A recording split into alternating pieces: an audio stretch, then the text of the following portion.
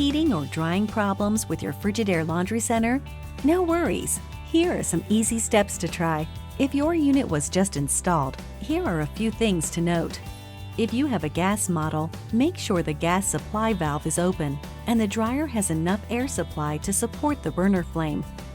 Remember, gas models should be connected to a 120-volt circuit. You can check installation instructions for more information about your model.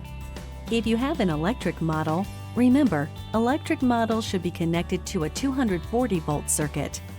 If connected to a 208-volt circuit, your drying times will be increased 20%. Need more help? Check that you have selected the appropriate temperature setting for your load. Remember, if your load is too big, it will take longer for clothes to dry. Check that your dryer has proper ventilation.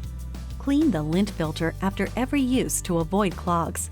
Do not use your dryer if the lint filter is blocked, damaged, or missing. Ensure the exhaust duct is not restricted. Leave room in the dryer for the items to tumble freely so you can avoid damp areas on your clothing. It's recommended to fill the drum 1/3 to 1/2 full. This also helps reduce wrinkling. Did you know that drying times may be increased in areas with high humidity? If you're drying a large, bulky item like a comforter, remove the item partway through the cycle and turn it inside out.